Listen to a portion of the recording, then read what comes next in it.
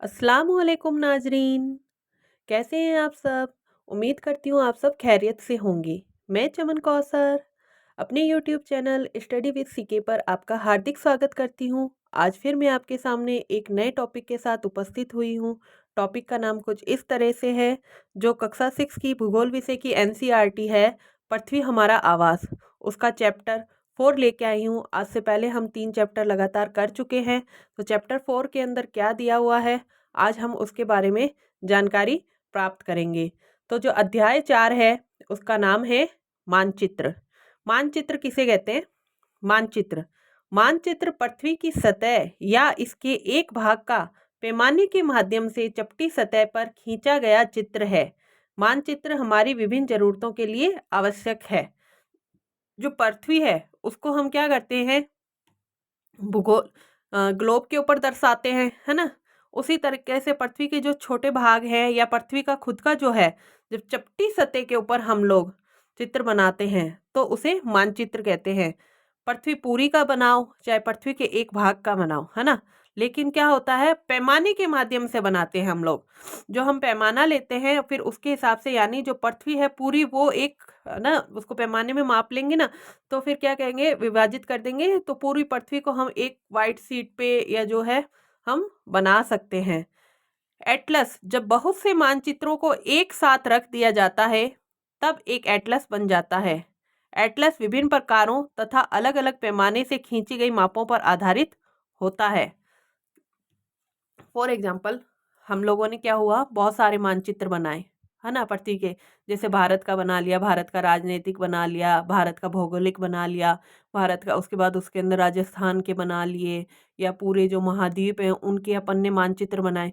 फिर उनको क्या हुआ, उनको है ना एक बुक के अंदर, या उनको परत दर परत रख के एक बुक बना ली। तब वो एक साथ जब कलेक्ट हो गए, तो उस जब इकट्ठे हुए जो मानचित्र है एक बुक के अंदर, उस बुक को हम क्या कहेंगे, एटलस कहेंगे। यानी मानचित्रों वाली पुस्तक जो होती है वो क्या कहलाती है, एटलस। हम बाजार जाते हैं, हमें मानचित्र चाहिए होते हैं, तो टीचर्स क्या कहते हैं, कहना जाओ बाजार में जाकर एटलस लेके आओ, क्योंकि एटलस के अंदर बहुत सारे नक्शे होते हैं, तो हम तुम्हारे को अच्छे से समझा पाएंगे, क्योंकि एक एक के लिए अलग अलग नक्शा लेने नहीं जाना पड़ेगा।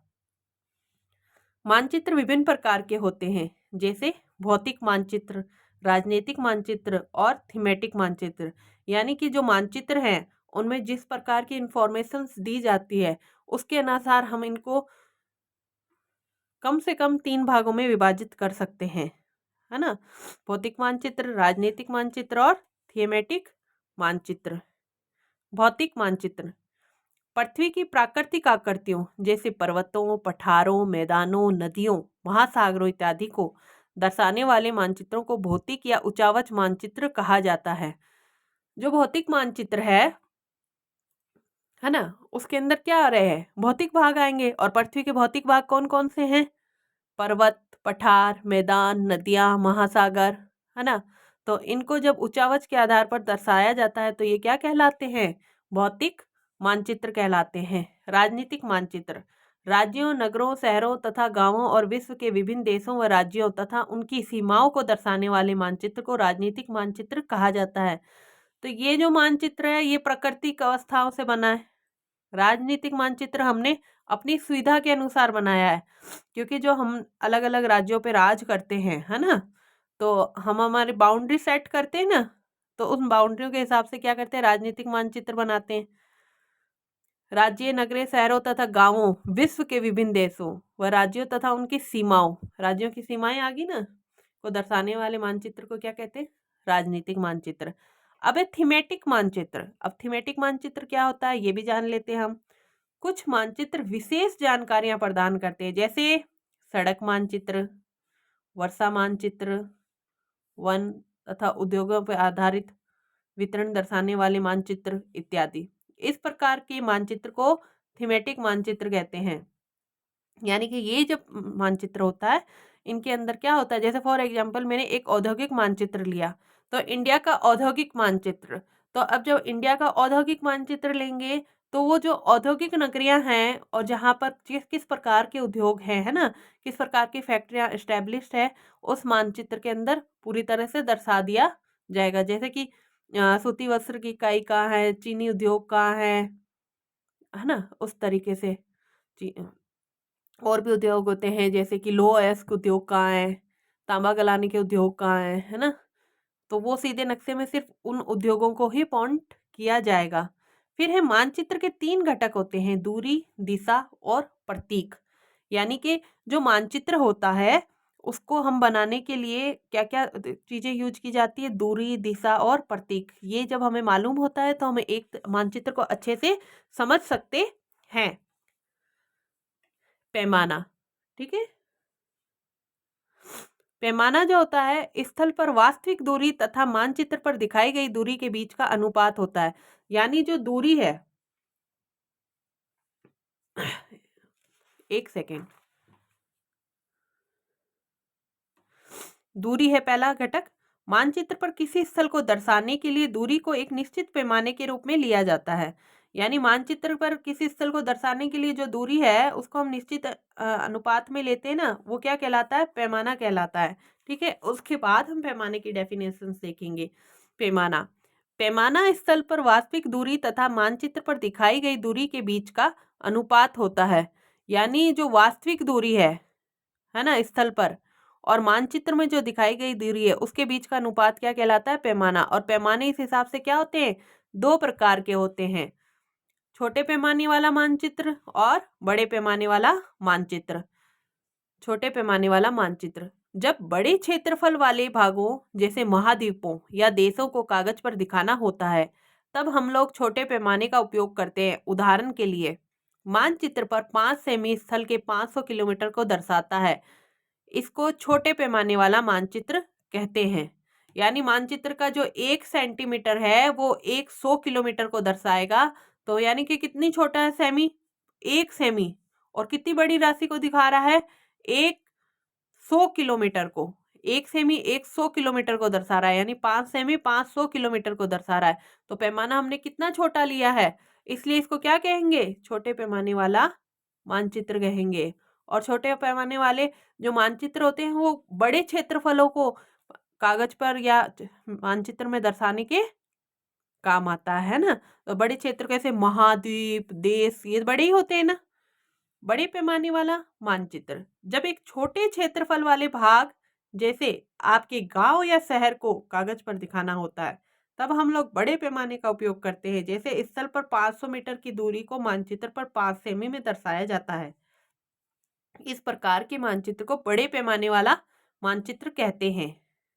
बड़े पैमाने वाले मानचित्र छोटे पैमाने वाले मानचित्र की अपेक्षा अधिक जानकारी प्रदान करते हैं। तो बड़ा पैमाने के लिए क्या होती है, जगह छोटी है, उसका हम बड़ा क्षेत्रफल यूज कर सकते हैं ना। जैसे 5 सेमी से 500 मीटर की दूरी दर्शाई गई तो क्या होगा, 1 सेमी क्या दिखा रहा है, 100 मीटर, और वहाँ 1 सेमी 100 किलोमीटर। किलोमीटर और मीटर में फर्क होता है ना, तो इसलिए क्या होता है, बड़े पैमाने वाला मानचित्र कहते हैं। जिनसे क्या होता है कि ना भाई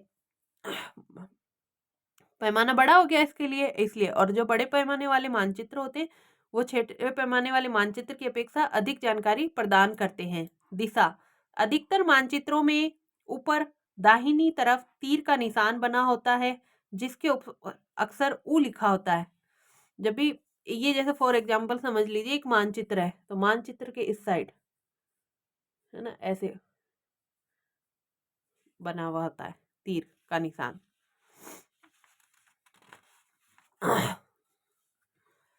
यह तीर का निशान उत्तर दिशा को दर्शाता है।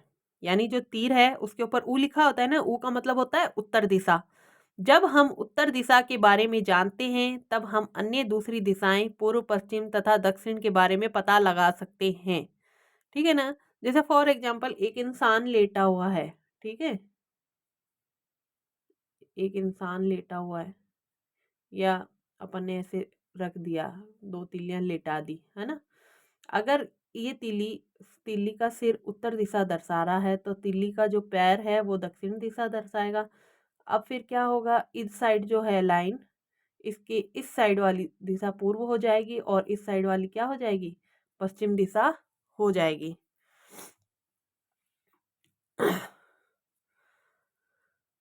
4 मुख्य दिशाओं उत्तर, दक्षिण, पूर्व एवं पश्चिम दिशा को प्रधान दिग्बिंदु कहते हैं। वैसे मुख्य दिशाएं तो बहुत होती है, लेकिन मुख्य दिशाएं हम क्या कहते हैं? न्यूज, यानी कि north, east, west, south. West और साउथ यानी उत्तर, दक्षिण, पूर्व एवं पश्चिम। न्यूज न्यूज देखते हैं ना, ये क्या है? North, east, west, south. इन चारों दिशाओं के बीच 4 और अन्य दिशाएं होती है। पहले क्या कहेंगे? उत्तर पूर्व, जिसे ऊ पू लिखते हैं। दक्षिण पूर्व द पू लिखते हैं। दक्षिण पश्चिम, जिसे द प लिखते हैं, तथा उत्तर पश्चिम, जिसे ऊ और प लिखते हैं। इन दिशाओं की मदद से किसी भी स्थान का पता लगाया जा सकता है। जैसे ये 4 प्रधान दिशाएं हैं, उत्तर, दक्षिण, पूर्व, पश्चिम। इन दोनों के बीच में होगी उत्तर पूर्व, इन दोनों के बीच में होगी दक्षिण पूर्व, इन दोनों के बीच में होगी दक्षिण पश्चिम, और इन दोनों के बीच में होगी उत्तर पूर्व। अब है दिक्सूचक। यह एक यंत्र है जिसकी सहायता से दिशाओं का पता लगाया जाता है। इसकी चुंबकीय सुई की दिशा हमेशा उत्तर दक्षिण दिशा में होती है।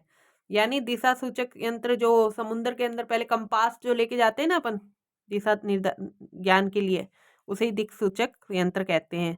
और इसकी जो चुंबकीय सुई होती है वो हमेशा उत्तर दक्षिण दिशा में होती है, यानी उत्तर को डिनोट करती है। उसके बाद हम और दिशाओं का ज्ञान प्राप्त कर लेते हैं। अब आ जाते हैं प्रतीक। प्रतीक क्या होते हैं? प्रतीक किसी भी मानचित्र का तीसरा प्रमुख घटक है। मानचित्र के 2 घटक हम पढ़ चुके हैं, दूरी और दिशा। तीसरा क्या है? प्रतीक। किसी भी मानचित्र पर वास्तविक आकार एवं प्रकार में विभिन्न आकृतियों को दिखाना संभव नहीं होता है। यानी अगर हम वास्तविक आकार के अंदर मानचित्र, पूरे मानचित्र के अंदर एक एक घर दिखाने लगे तो वो घर थोड़ी दिखा पाएंगे हम। मानचित्र कागज का ही तो होता है, कागज की कितनी बड़ी सीट ले लोगे आप, ठीक है। इसलिए वे निश्चित अक्षरों, छायाओं, रंगों, चित्रों तथा रेखाओं का उपयोग करके दर्शाए जाते हैं। तो फिर क्या होता है? इनके लिए क्या होते हैं? अपन अक्षरों का प्रयोग कर लेते हैं, छायाओं का प्रयोग कर लेते हैं, रंगों का प्रयोग कर लेते हैं और चित्रों तथा रेखाओं का प्रयोग करके दर्शाते हैं। ये प्रतीक कम स्थान में अधिक जानकारी प्रदान करते हैं। यानी जब प्रतीक का इस्तेमाल करते हैं तो क्या होता है? हमारे को कम स्थान में अधिक जानकारी प्राप्त हो जाती है। इन प्रतीकों के इस्तेमाल करके मानचित्र को आसानी से खींचा जा सकता है तथा इनका अध्ययन करना आसान होता है।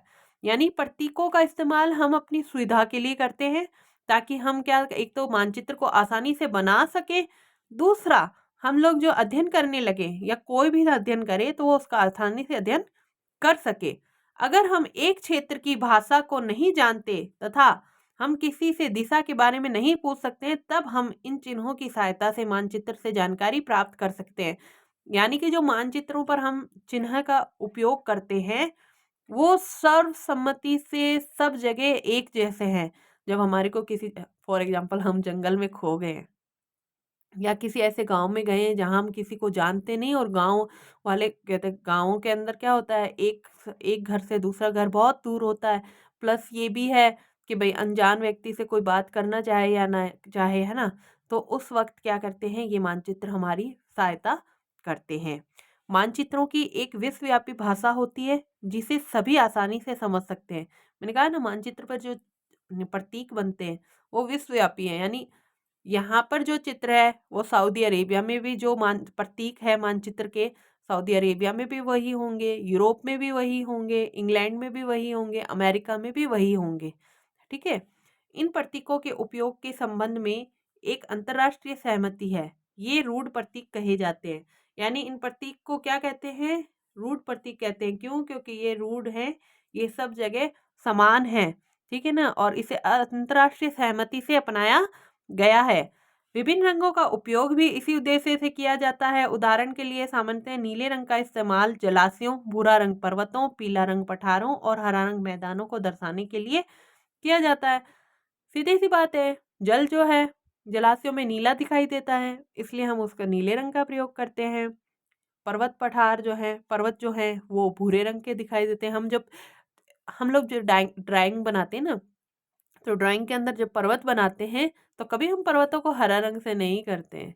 अगर हम उसको पर्वतों को अगर हम हरे रंग से भी दिखाने लग जाएं तो क्या करेंगे, उसके नीचे ब्राउनिश करेंगे कि भी हाँ इसके ऊपर घास उग रही है, इस तरीके से दिखा देंगे।